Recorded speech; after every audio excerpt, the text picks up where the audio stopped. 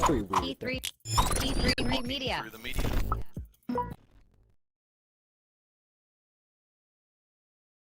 Well, hey guys, welcome back to another episode of Talking Through the Movies here on the T3 Media Studio channel, where we bring you entertainment news and reviews by fans for fans. I'm your host, Chris Fagan, and joining me today, Robert Reed. Hey, Robert, what's going on, buddy? Hello. Good to see everybody. Let me make sure that the camera is actually on you. I forgot to double check.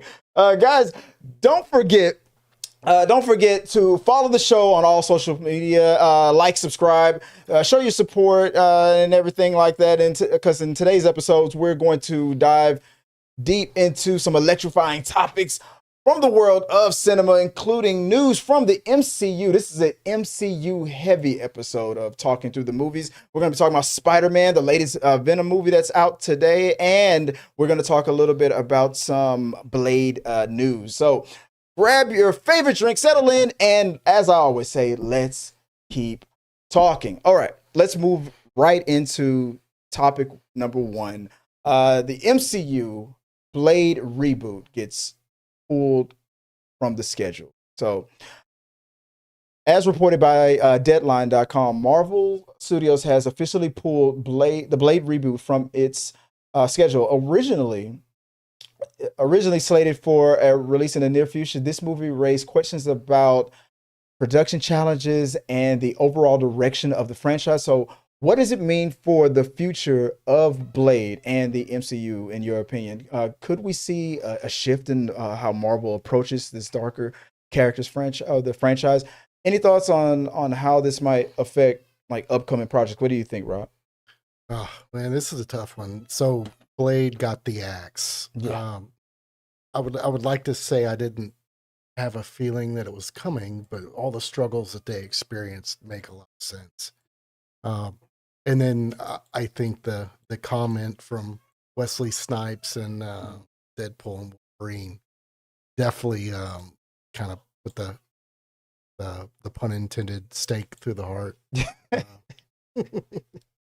I agree. I mean, I was looking forward to Blade for so long, and now that it's like, I guess it's officially been pulled from.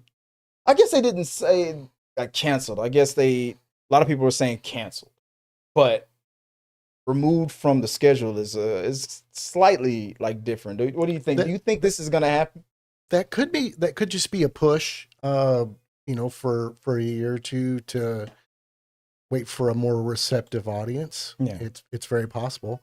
And they also could be wanting to do a soft start by bringing him into one of the series in some way. That would warm the general public up to the idea a little more. You had raised a good question, because that one of the other rumors that's floating around out there is that what was the series or the comic book called, Dark Suns, or like maybe they're going to introduce Blade in an ensemble piece. I don't know. I don't know how I feel about that. I mean, I guess it worked for the Guardians of the Galaxy, but to be stuck in an ensemble type of movie instead of a Blade focus or centric movie, I don't know how I'd feel about that. With especially with the resurgence of his popularity after we seen with Deadpool and Wolverine. How do you feel about that? That's the question. Here's another question. Would you prefer seeing Blade in a group setting, like a Thunderbolts type, or does Blade need to just be Blade? Like, what would you prefer to see? Going with what we've experienced as a win previously, I would say Snipes' Blade on a standalone movie would probably be more successful. Yeah. Where the soft start of the new actor into the role,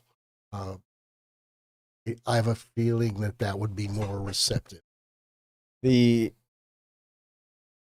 agree. I don't know. I mean, I guess anything's possible. I mean, you put them in a group, maybe it would work. I mean, maybe people feel like something's better than nothing. But at this point, we were just talking about this before the show started. I was thinking that maybe having Wesley Snipes come back to reprise the role in Deadpool Wolverine did more harm than good, especially with that line, that joke about how there's only one blade and there's only ever gonna be one blade. That, in my opinion, did more harm to Mahershala Ali's momentum for Blade. I agree. The question to me is, was that approved for me? Was, if they greenlighted that in the movie, is that now canon? You know, were those decisions already made prior to that statement? Yeah. Like, you mean that line? You mean that jab at Marvel? Yes. It was very self-deprecating. I mean, according to Kevin Feige and Ryan Reynolds, that there was very few things that were off the table. They could joke or talk about and make jabs about anything. But when I first heard the line, when Wesley Snipes said that, I was like, I instantly got it. I knew what they were referencing, and because especially when Deadpool looks right at the camera and he's like, I was like, oh, that was to me, it was funny as hell. But then after the fact, thinking about it, I'm like, ooh, the last thing they need now is another damn delay, and boom, it happened. So it's like, then what happened? Everybody gravitates towards that joke. It's like, is it a curse? And Mahershala Ali, he's in his 50s. He's not getting any younger. Usually they start franchises, if there's going to be a franchise, with people in their 30s, maybe early 40s, definitely 20s. But usually, to be the title character of a what could be a franchise, they usually don't start with an actor that of that age. So how much time do you think how much patience do you think Mahershala Ali has with this? The only thing we've seen him in with the MCU is hearing his voice in the Eternals. So like, if you were Mahershala Ali, like where's the line? What are you like? I'm done with this shit. I mean, you're never gonna put off paychecks for a potential paycheck, unless that guaranteed money of another role, another good jump for his career. There's no way he's gonna hang in the wind and wait for that, right? And I think it may coincide very well with Marvel's plans, if they're going to push it, to let him do some exploring and find some other roles. Yeah, I'm wondering, because he's an Oscar caliber actor. I mean, he's definitely not hurting for work. So it's like how much time does he have? I mean, I can't keep turning down what could be more further career expanding and changing roles to maybe possibly kind of be Blade one day. I mean, that rollout, I mean, like, all the movies that have come and gone since the announcement of Mahershala Ali as Blade, all the movies that were that were also announced that same day, they've all, at least at this point, either have come out or have trailers and are coming. So it's like, if I was Mahershala Ali, I'd be pretty pissed. I mean, at Marvel right now, a little frustrated. I think he could maybe benefit from doing some of Ryan Reynolds' antics of dropping a clip of him in character as Blade, to see how the public responds to it. Would you like to see that clip? The Marvel, now that you mention it, Marvel used to focus a lot on their YouTube channel, where they did like when Chris Hemsworth would reprise his role as Thor, but it was explaining where he was, like in Endgame or whatever the movie was, when he was missing for a lot, and he was just hanging out in Australia with his roommate. I forgot what that comedy. It was like a three video series where he was just hanging out with his friend named, I guess, Chad or whatever the guy's name was. It was, and they just like in a joking way explained this is why he wasn't in that Avenger at the beginning of that Avengers movie, because he was hanging out with his new roommate, like something like that, like or how the Mandarin, that video, and how the Mandarin captured the fake Mandarin, and before we even got Shang-Chi. So something like that, yeah, a filler. Where is Blade now? Where is Mahershala Ali now? Something like that. I wouldn't mind that. That's a good idea. Actually, I didn't even think about it. A multiversal filler, Mhm. just to prime the public a little bit. Yeah, prime the pump. Prime them, for that role, and get them a little more comfortable with the idea of changing an actor for that role. Yeah. I mean, we've had other people play Blade in like the TV series and things like that, so it's not uncommon. So, but the fact that Wesley Snipes, again, that he came back and it was so well received, I think it did a little bit more harm than good. But the question is, what do you guys think? Do you think we will ever get Blade? Ever get Blade with Mahershala Ali? What do you guys think about the delays? How will it impact the MCU landscape? And as I always say, guys, let's keep talking. Okay, the next topic of the day. So the news came out that it's official. Spider-Man 4 is coming. Spider-Man 4 starts filming in 2025. According to the Hollywood Reporter, Spider-Man 4 is set to start filming in the summer of 2025. This news has fans buzzing as they anticipate who the director is going to be for the next installment. Will it be the same director from the first three movies, with Tom Holland returning with new challenges to face Peter Parker and that's the brand new glossy suit that I love this time around? And will we see any returning characters, or maybe even some new? Obviously, we're going to see some new faces in this rogue gallery. What do you think? What are you looking forward to for Spider-Man 4? Being a Spider-Man fan, I'm really excited about it. With the ending we experienced on the last one, everybody wanted, some redemption and the happy ending that they were waiting for, that they didn't get at the end of the last one. As far as the rogue galleries, I'm a little biased. I would love to see some more Doc Ock. Yeah. Would you prefer the same Doc Ock or an MCU new Doc Ock? I would be open to a new version. Kind of depends on where they go with the tone and the feel. If they're going for the nostalgic feel, bringing back some of the old characters, no, I like Alfred Molina. I do have a lot of excitement about seeing some new faces. There's no shortage of good villains in Spider-Man, so hope we get to see some fun new faces.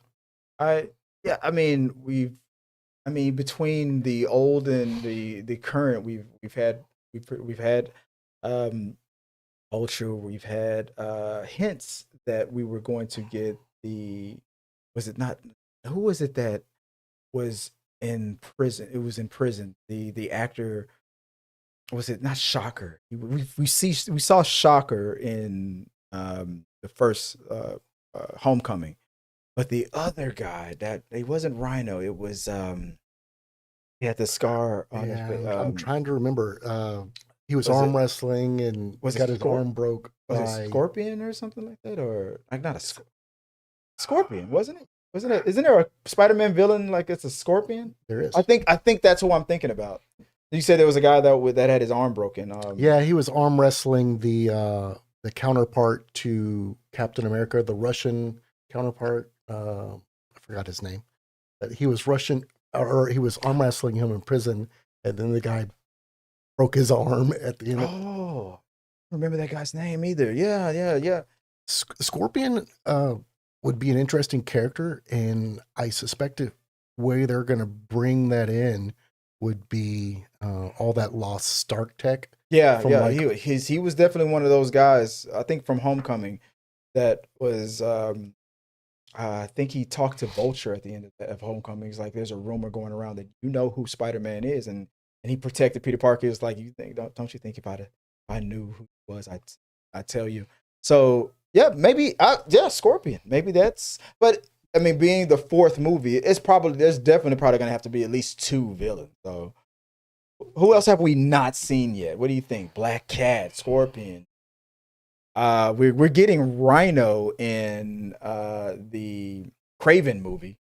So, what do you think? I mean, besides that, who would you rather? Craven the Hunter. I would have loved that.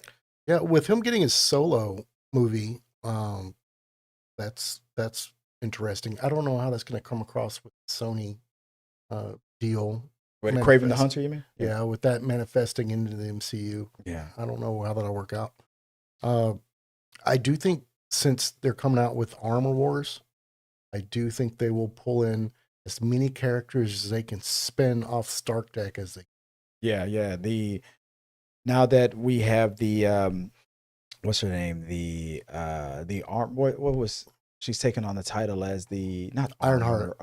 No, not Ironheart. From who used to be a Shield agent and then she turned bad. The broker, the something broker, right? What did she call herself? The power broker. Power broker. Yeah, I think she's going to be one of the, if not the main villain of Armor Wars, because she's going to be bringing in all this new technology and new weaponry. So I think that's still slated for a film release, right? At first it was a series, then they said they were bumping it up to a movie. Is that still on the cards? Did you see that slate of new Marvel movies? Honestly did not review that new slate to see how it landed. Yeah. I don't recall it. And if you guys know, let me know. I can't recall. I heard that there was a new timeline of new upcoming MCU movies, but as far as Spider-Man, I'm thinking they might. I'm more interested in the fact that, you know, after seeing his other, you know, counterparts from the multiverse, seeing Andrew Garfield and Tobey Maguire, probably, and getting that inspiration to change how he changed his suit up, as we see here. That's definitely inspired by not Andrew Garfield, by Tobey Maguire's suit, but the fact that it's that shinier blue, I thought that was interesting, and it seems like he's abandoning that Stark tech. So what I'm curious about for Spider-Man 4 is, will they continue the tradition of him having a mentor figure, like how it used to be Robert Downey Jr., then it was Samuel L. Jackson, then it was Doctor Strange. Will they keep that going? Will it be Daredevil? Will it be somebody else? Who, I mean, my money's on Daredevil. If I was to pick, I would pick Daredevil. What do you think? That's the question. Do you think they should continue that tradition, or do you think they should just let Spider-Man be Spider-Man and he's on his own now? I think they will use this opportunity to age him and grow him a little bit more. No longer Spider-Boy, you're a Spider-Man. You are now Spider-Man. Yeah, right? yeah. And give him a little bit more of a standalone feel. Yeah. Without, you know, I can't imagine them not at least having Happy somewhere turn up. Yeah. I mean, but would he though? I mean, because with the spell, would he remember him? I mean, he knows of Spider-Man, but nobody knows that Peter Parker is Spider-Man anymore. So would that connection be, if he's talking to Spider-Man, yes, but he would never. Why was Happy? Okay, so Happy still remembers that he dated Aunt May. Yes, he knows that Peter Parker is Aunt May's nephew. He doesn't know that Peter Parker is Spider-Man anymore. But do you remember that scene? Didn't it seem like he didn't know who Peter Parker was at all? Now, forget the Spider-Man part of it. It almost seemed like he didn't even know Peter Parker. Like, dude, you dated Aunt May. You know she has a nephew. Yeah. That was a weird moment to me. I got that feel as well. Like, he didn't even know who the guy was. He didn't even know who Peter Parker was. Like, is that what the spell did? Like, what happened to Peter Parker's social security number? Well, Peter's friends didn't recognize him, and they But does that mean that Peter Parker no longer exists or something like that? I'm like, is he an illegal alien now or something? What's going on? Can he get a job? I mean, what? He's gonna work for the Bugle? I mean, you'll have to read the fine print of that spell. It was down there really, really tiny letters. There's some plot holes with that spell. And I think if I remember correctly, that spell said anybody on Earth wouldn't remember who Peter Parker was. I think I think Nick Fury will remember. I think Captain Marvel will remember. They weren't on Earth when it happened. I think was Thor on Earth when that spell was cast? The Guardians of the Galaxy weren't on Earth when that spell was cast. The spell specifically said everyone on Earth will forget who Peter Parker is Spider-Man. So everybody off-world, hey, especially Captain Marvel, hey, Peter Parker, they could have that cute moment again. You remember me? Fuck yeah, I remember you, dude. We fought Thanos. What the hell? That would be, that would be nice because it's pretty dark for him to be so isolated. No one knew who the guy is. And that was such a dark ending to that last movie. So, we want to see that payoff in the new movie where everybody gets that moment of like, hey, you're back. Yeah. So, that would be a feel good moment. So I did think of one of the the Rogue Gallery. I think we're due for a Hobgoblin. Ooh, yeah, you know what? You're right. People are speculating that his friend will become the Hobgoblin because they kind of foreshadowed it. I will never go bad. Yeah, you will. Because you said it out loud. You jinxed it. You're gonna go bad now. So especially since he doesn't know who Peter is. That makes more sense. Hobgoblin. Maybe they'll finally introduce Black Cat. Maybe not. So who knows? I don't know. I'm looking forward to it. We got some comments regarding this topic. Let me see if I can pull it up. I've got it up here above me. Kevin Davis, welcome back, man. Welcome back to the channel. Welcome back to Talking Through the Movies. Spider-Man is Sony Pictures' moneymaker. Always. They are never going to give up that franchise.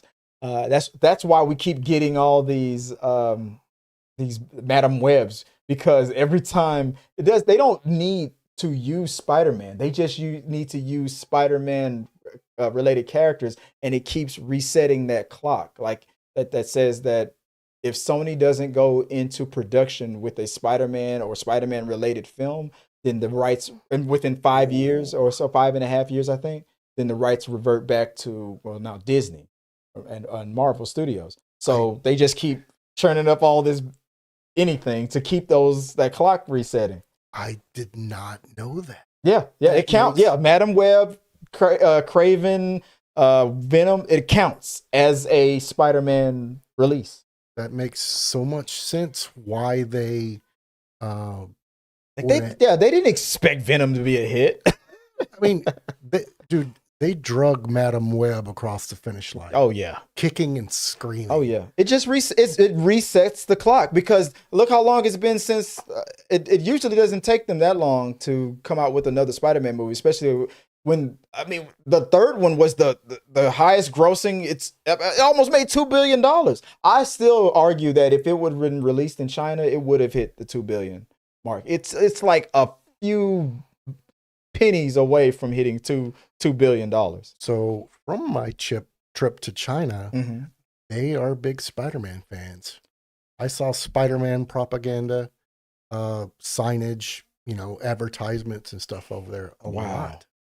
That's crazy. And unfortunately that was during the time when, for whatever the reason was, they were really not allowing a lot of American movies to hit. They were really hitting us where it hurt. So that's interesting that you said they justified it and said it. Well, they only allowed the movies that would be big hits in China. But you're saying that Spider-Man is beloved in China. So you saw it everywhere. I saw Spider-Man merch, in malls and stores.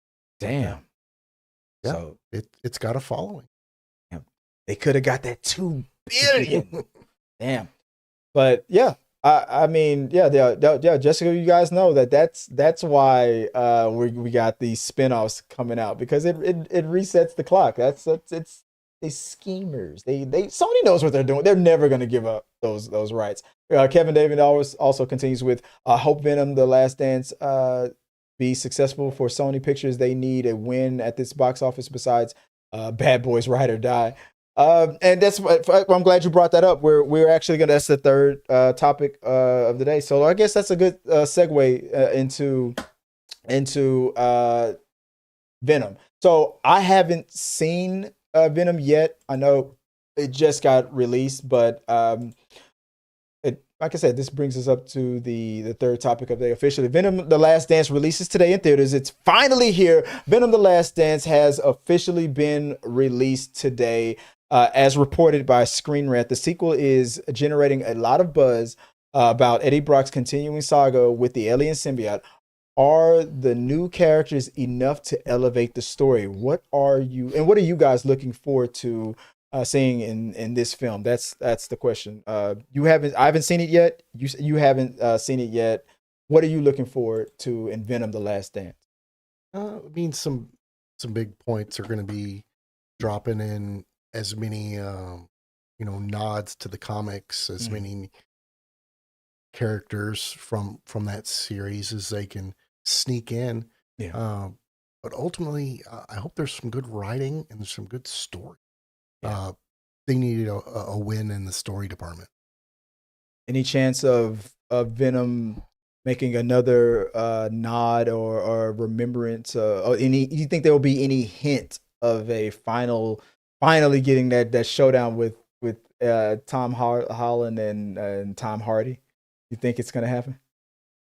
They've hinted, man. They've danced around it a lot. So I'm surprised when we were talking about who could be in Spider-Man 4 that we didn't even think of that. Is it possible that Tom Hardy could be the villain or one of the villains, or at least introduced at the end as an upcoming villain? I mean, they wouldn't have shot their proverbial load, if that's the way to say that, like so early, the way they did with the first three Spider-Man movies. They were waiting till the fourth one and already gotten introduced to Eddie Brock in his own movie. So I think maybe the fourth one would be a good one. Hobgoblin and maybe Venom, or at least Venom to be hinted towards for Spider-Man 5, you think? Or would you rather see it sooner than that?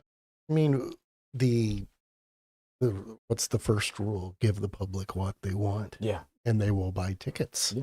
So with the attention that would get, especially if it was the surprise like we got with the other Spider-Man versions in the last one, and all the attention that got. I think that could be a good. I'm looking forward to seeing this. I might go after the end of the day, maybe tomorrow, maybe Friday night. Maybe go check it out. I'll ask Joy if she wants to go with me. I think we saw all the other Venom movies together.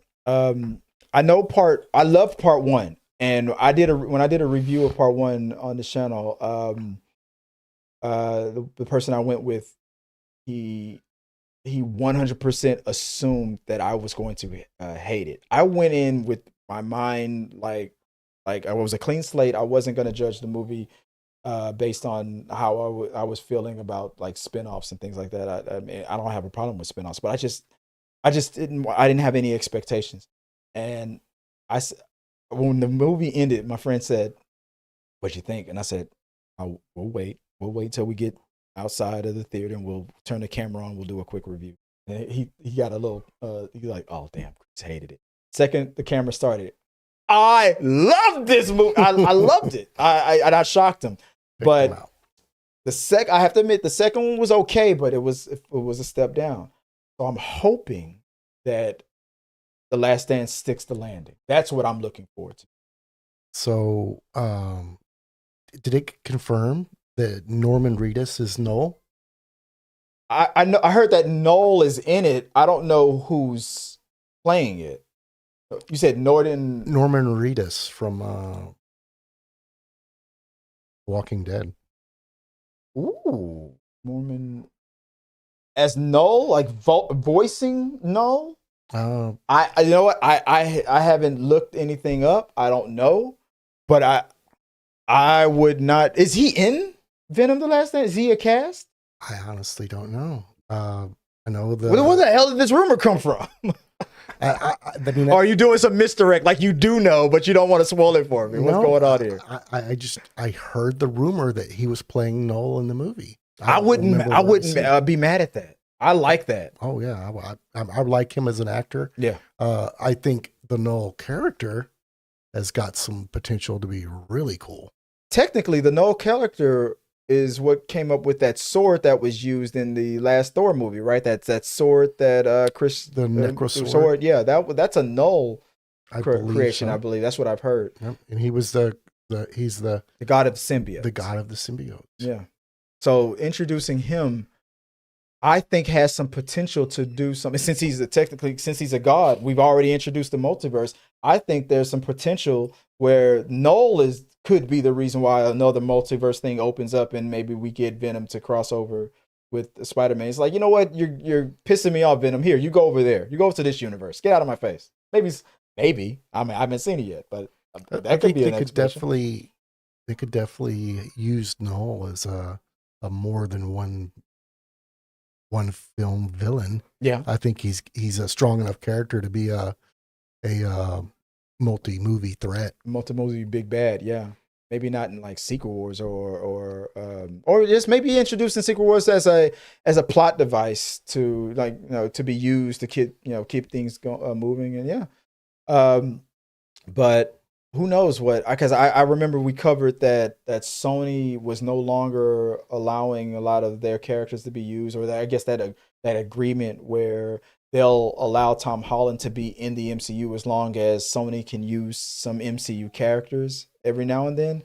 I've heard that agreement is breaking down for some reason. I think maybe Sony is feeling like they don't need MCU anymore. I don't know, but you guys have made that mistake before, so let's not. You got a good thing going. I mean, because of the MCU, it was the first time that a Spider-Man movie crossed $1 billion with Far From Home, and then on the last one, it damn near hit $2 billion. Let's not derail this thing right now. Let's bank it all on Craven. Like, no, relax. Like, take it easy, Sony. Let's just let Spider-Man cook. I'm loving what you guys are doing. I'm hopeful for Venom: The Last Dance. I'm hoping that it's not, when they say the last dance, and I'm hoping that's not them saying he's gonna die. But at the same time, even if Eddie Brock dies, that doesn't mean Venom has to die. He can find a new host, or he could be on a mission to find a new host at the end. What do you think? Would you? Moving forward, if they decide to do that, if this is Hardy's last dance, would you want Venom to continue on, or do you think that's it? They should just no more. No, I think that's an opportunity to pursue some of those other characters that he took on when he found other partners, other hosts. Yeah. So. I think that opens the door for some different writing. Absolutely. Any speculation of if they've allowed any MCU characters like a Happy Hogan, a type or a person or anything to be in this? Has any MCU characters been in the Venom movies? I don't think. No, it can't, because it's a separate universe. I think not. I don't think so. I would have to really think about that. Yeah. We obviously know that they popped up in Spider-Man movies, like, Doctor Strange, Nick Fury, Iron Man, obviously. But yeah, they don't think they've ever popped up in Venom 1. Venom 1 and 2 they didn't. So okay. Maybe, I don't know. Maybe a multiverse thing will happen. We're still technically in the multiverse saga. Maybe something will happen. All that's negotiation. Sony and Disney will go where the money is. Madam Web cameo, woo! Wah wah. They'll go where the real money. Real money is, not the Netflix money. The real money, yeah. But I don't know. I think I can't wait to see it. I think this is going to be hopefully they'll stick the landing. I'm looking forward to seeing, guys. If you've seen Venom: The Last Dance yet, Venom: The Last Dance yet, let us know. What are your initial impressions of the film, or are you looking forward to seeing Venom: The Last Dance in theaters this weekend, or maybe today, maybe tomorrow? Let us know. And as I always say, let's keep talking. Okay. This is usually the part of the show when we go back into what you guys are saying. Well, Kevin, we have some more topics comments. I mean, from Kevin Davis. He says when it comes to Marvel Studios, people are waiting for Daredevil, Born Again, Fantastic Four, First Steps, and Avengers: Doomsday. What are you looking forward to as far as upcoming Marvel projects? Um, Or at least out of these options. out of those I do enjoy the Daredevil series. Yeah. Fantastic Four. What do you think? $1 billion? Could be. Could be. I'm gonna clip that in reaction right there. Man, they've had some false starts, so you know, they better bring their A game, and their writers better be stellar. It's gonna come down to the writers. I like the cast. It's just it's going to come down to the writers, and they got a uphill battle with, I guess, the previous Fantastic Four movies, how they're perceived after all these years compared to what Marvel's potential is, at the bar that they've raised. So who knows? I mean, from Avengers Endgame being here and Madam Web, where do you think it's gonna rank? Closer to Madam Web or closer to Endgame? Well, yeah. I think they've learned from a lot of their mistakes. Yeah. Hope springs eternal. Yes, and the writing has been ticking up. Yeah. It really truly has. So I think they can get closer to Endgame. Yeah. Will they be nipping at their heels? That's a tough one. Yeah. But I think they can be an eye shot of a hit. Like I don't see the first one being like a mega hit. It's almost to me it feels like Fantastic Four is in the same position as DC's new Superman is in. I mean, it's all going to come down to how this first movie, presents itself. What if they can knock it out the park with this one, then the next one, the next Superman movie, the next Fantastic Four, will be rewarded for that. But if this launch, if they come out stumbling, that's if they don't knock this first one out of the park, there probably won't be anything further. They'll probably write these guys off, or Reed Richards will just make cameos here and there. Yeah, they'll have them be on series, small cameo parts or interesting parts. Avengers, and stuff like that. And just a series as a side character. They won't get their standalone work. Unlike Superman, I mean, at least the whole universe isn't dependent on it. With over there at DC, I feel like if this next Superman movie is a flop or it's not critically well received by the fans or by the critics, that could affect the whole damn universe. That's the whole DCU project. I mean, I feel like it's all on Superman. Maybe that's fair, maybe it's not, but I that's just how I feel about it. Kevin continues on. People are rooting for DC Studios. I am too. I'm rooting for him too. Broadway crowd will go see Wicked at the theaters. What do you think about Wicked? I was thinking about bringing that up as a topic. Maybe I'll talk about it on Talking to the Medias, but with the whole thing with the poster. I've watched the play. I went to the play and really enjoyed it. Mm-hmm. And it's I think that you can tell the story differently, like they've done with Wicked, and people really enjoy it. Maleficent, a different telling of a story. and everyone loves an anti-hero. So I think Wicked will probably kill. I 100% agree. I know that that reaction to the film, the fan poster is a black eye on the marketing and the promotion of it. I don't think it'll be detrimental, but maybe I'll talk about it later because for me For me, there's a whole thing. I can play devil's advocate and probably what where her mind was at, and I can see it both ways. If I was advising her, I would have told her don't send that, don't send that. But at the same time, I know why she felt the way she felt, but based on the history of Hollywood. Kevin continues. Do you think Mufasa the Lion King will make $1 billion, even competition from Sonic 3? I don't. I think the Mufasa movie will be a hit. I don't think it'll be a well. If I was to put out, oh, damn it! How the heck can you bet against the line? I mean, Mufasa is so low. I'm leaning more towards 800, close to $1 billion. That's not money to sneeze at, but I would say probably not.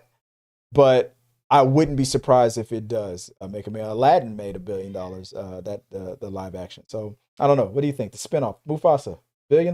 No, yes.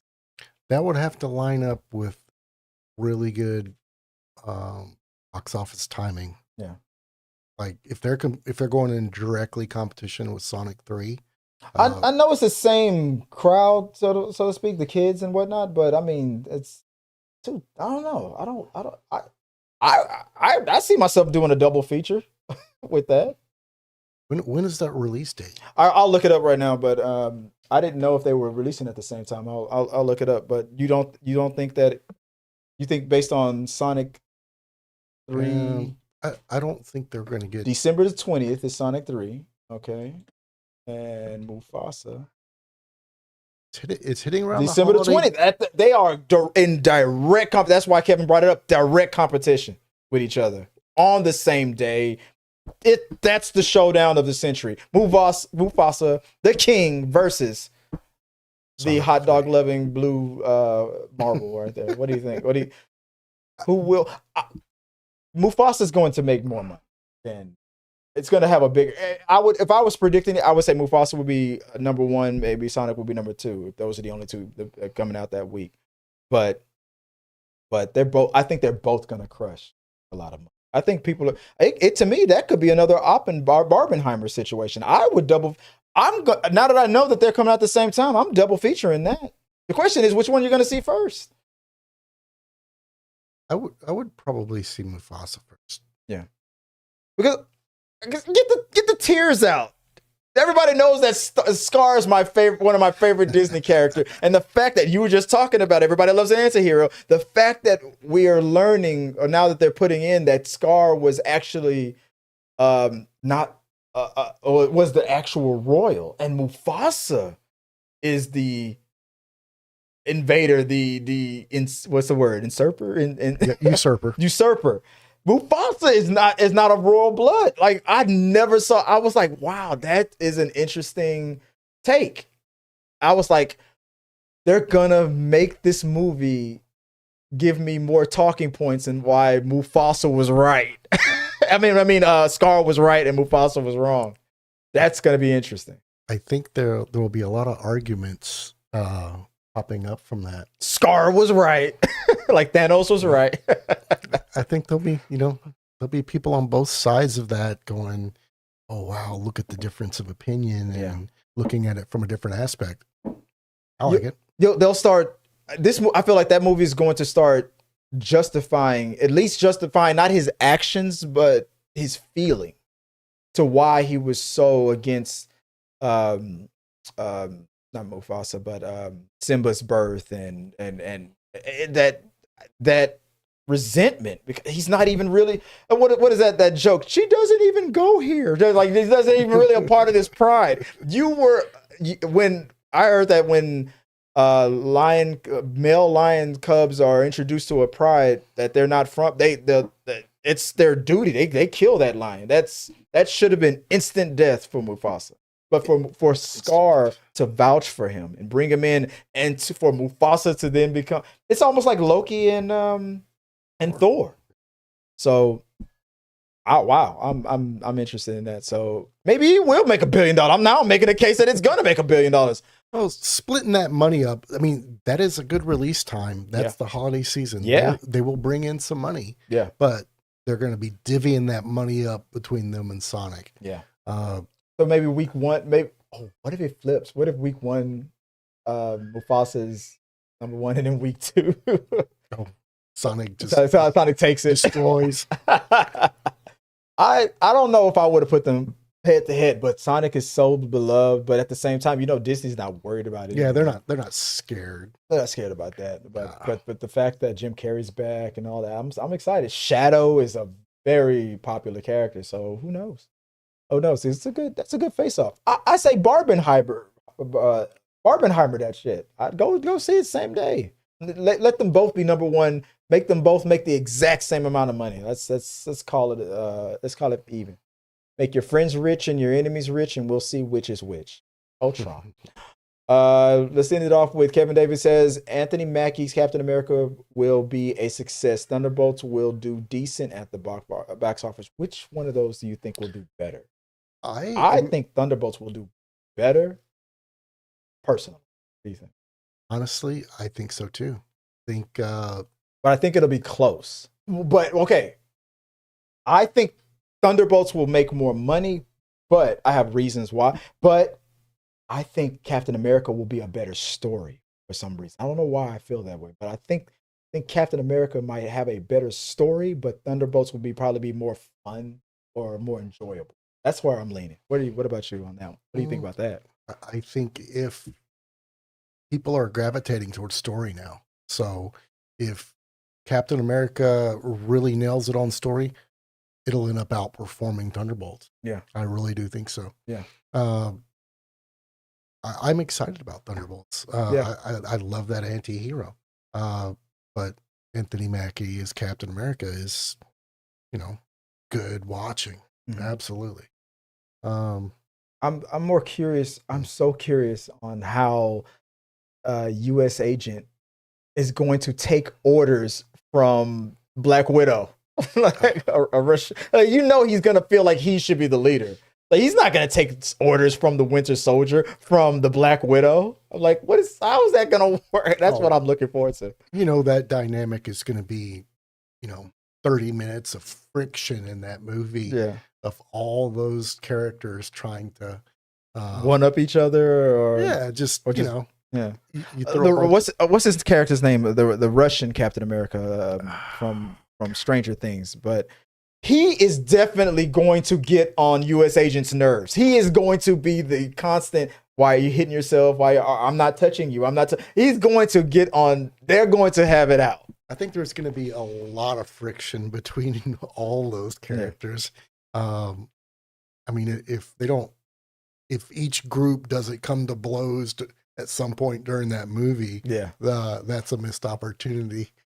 I think they will. I think, you're going to have those dust ups and they're going to have to squash it quick because of an outside circumstance. And for Black Widow to be the only non-powered person on the team, I want to see a moment where she outdoes all of them, like especially U.S. Agent, like the way he was humbled in the series where they fought the Wakanda soldiers. Like they don't even have superpowers.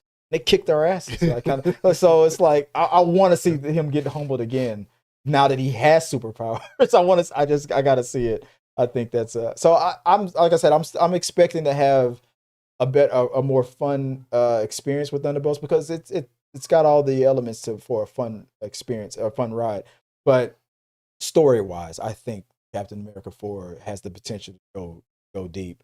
especially that moment where Harrison Ford said right to his face, he said, "You may be Captain America, but you are no Steve Rogers." Oh, God, dagger. Dagger in the heart. That's how's that gonna feel? I can't wait to see how they work all that out. But yeah, so that'll do it for all the that's all the questions we got. Thank you, Kevin, for keeping the show going with your questions. That were great, man.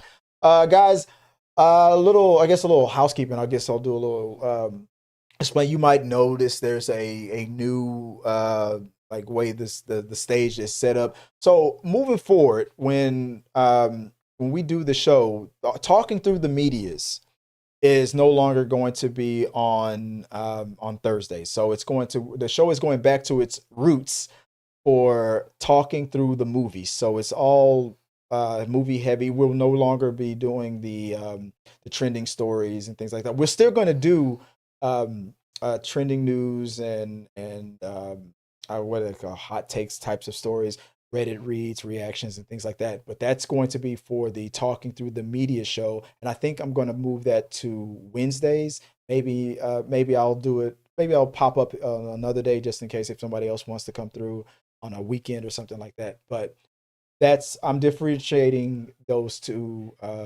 stories. So whenever we talk about what's trending out there on TikTok or Reddit or things like that, reactions to that, it's going to be talking through the medias. But for movie related topics, this is it. This is talking through the movies. It's back. That's what this channel originally was called, talking through the movies. So I'm bringing that back. So it's all movie related topics all the time for talking through the movies. And then on Fridays, if she's available, we still have Tyler Cossey hosting her podcast, Tyler Cossey After Dark with Tyler Cossey. And if not, if there's a day that I want to just cover horror related topics, then I'll take my own, maybe talking through the horror. Maybe I'll do that, talking through the horror podcast, or After Dark with Chris Fagan or something like that. Maybe not. I don't know. Well, I'll talk to Tyler and see and get her permission on that. But yeah. So also you'll see us talking as we do here at the desk as it does, but you'll see a more laid back. We'll push these chairs back. I'll show you what I mean right here. So you'll see us sitting way back here, having like conversations like back. Like probably can't even hear me. Back there, depending on certain segments, certain topics. So sometimes we'll be sitting up here. Then I'll do a little commercial break, and then we'll sit back and be more laid back. So it's going to be a few changes. I'm working on some things. That's why I haven't done like I didn't do a show last week, but I needed to do something this week because I'm like I said, working behind the scenes, getting some things adjusted and things change. So like I said, talking through the movies, that's what this show is. So thank you guys for listening to me and Rob as we talked about some of the latest movie topics, and for you guys bringing up your own topics. I said before we got one more from Mr. Idiotic. I really want Kitty Pryde to be Tom Holland's Spidey new girlfriend in MCU. Kitty Pryde. Wait, from the X-Men? X-Men. Did they date? Did they ever date? I mean, I heard Kitty Pryde gets around. But she can go through walls, right? She's unstoppable. That's. I mean, she hasn't even been. Has she even been introduced in the MCU? No, she hasn't even been. None of the X-Men have yet, really. So here's something else. What if we've already seen Black Cat? That's something Marvel would do. Maybe we've seen her, but they haven't officially cast her. Like, I mean, they've done something like that before. They with that whole scene of what was that Captain America movie where he was that Captain America 2 when he was about to say Avengers Assemble. He was looking down at the new recruits. There was a stand-in for Captain Marvel. It wasn't the same actress. It wasn't Brie Larson, but they in the outtakes she was supposed to be there. I think they cut it out. So maybe something like that. Maybe you're right. Maybe we have seen a sneaky character in the background. Yeah, in the background. They did it with the Avengers. It was when the alien invasion came through, and I think it was like a restaurant. There was a waitress who was supposed to be what's her name's granddaughter, Captain America's girlfriend, Carter's, or related to her in some way. Either related to her or another character. I don't know. I remember they made a big deal about there was a woman who played a waitress, and and she was supposed to be something or a love interest in the future, but they decided to go another way. So maybe we've seen her, maybe not. Maybe she's gonna be Black Cat. Who knows? Maybe that'll be interesting. Like, hey, remember that one scene that you didn't pay attention to in Far From Home, where this is Black Cat? That'd be funny. Peter and Kitty dated in the Ultimate Universe. I forgot to bring this up. I know we're about to leave, but Tom Holland brought up that he wants to introduce Miles Morales. Is it time?